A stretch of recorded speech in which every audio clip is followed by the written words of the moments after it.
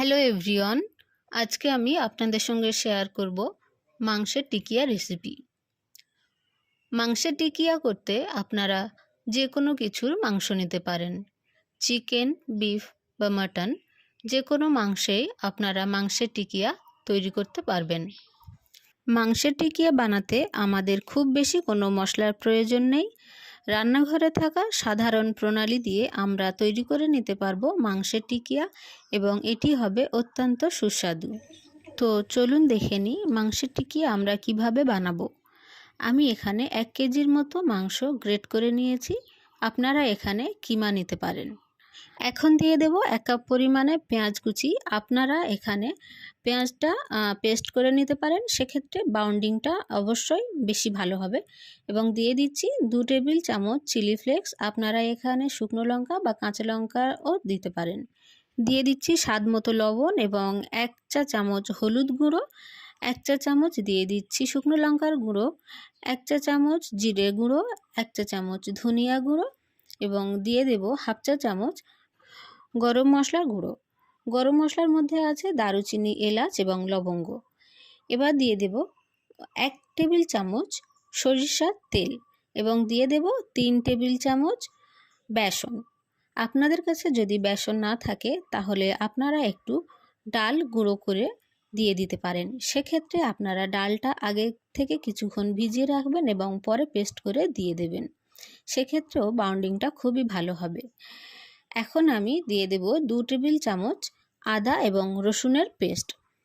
আপনারা যদি আদা এবং রসুন আলাদা আলাদা দেন তাহলে আদার চেয়ে রসুনটা সামান্য কম দেবেন। সবসময় খেয়াল রাখবেন আদাটা একটু বেশি দেওয়ার চেষ্টা করবেন। এরপর আমি সবগুলো উপকরণ খুব ভালোভাবে একসঙ্গে মাখিয়ে নিচ্ছি। এখন আমি টিকিয়ার শেপ দেওয়ার জন্য অল্প অল্প করে মাংসের মিশ্রণটা নিয়ে নেব এবং কাবাবের মতো শেপ দিয়ে দেব। আমি এখানে গোল শেপ দিয়েছি, দেখাই পাচ্ছেন। এখন আমার শেপ দেওয়া কমপ্লিট। আপনারা এইভাবেই গোল করে নিতে পারেন এবং যতটা পারবেন চ্যাপ্টা করার চেষ্টা করবেন। এখন আমি গরম তেলের মধ্যে এক এক করে টিকিয়া ছেড়ে দেব। তো টিকিয়াগুলি গরম তেলের মধ্যে দেওয়ার পর প্রথম পিঠটা আমি 5 মিনিট ভেজে নেব লো ফ্লেমে এবং তারপরে আমি এক এক করে এগুলোকে উল্টে দেব।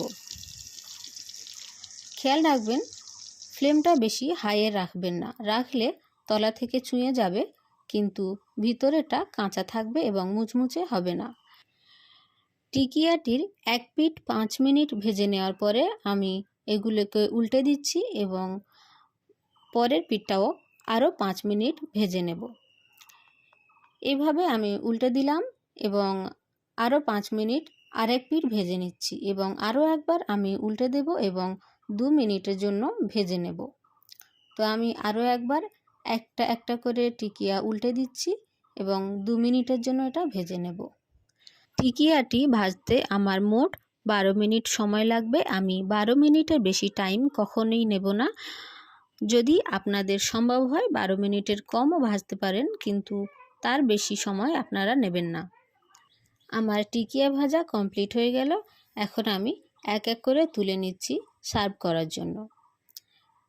তো এই ছিল আমার আজকের রেসিপি মাংসের টিকিয়া। অবশ্যই আপনারা বাড়িতে ট্রাই করবেন এবং কমেন্টে জানাবেন কেমন হলো। আজকে এই পর্যন্ত, দেখা হবে অন্য কোনো ভিডিওতে। আর আপনাদের কেমন লাগলো রেসিপিটি অবশ্যই কমেন্ট করে জানাবেন। আর আপনারা পরবর্তী কি ভিডিও দেখতে চান সেটাও জানান।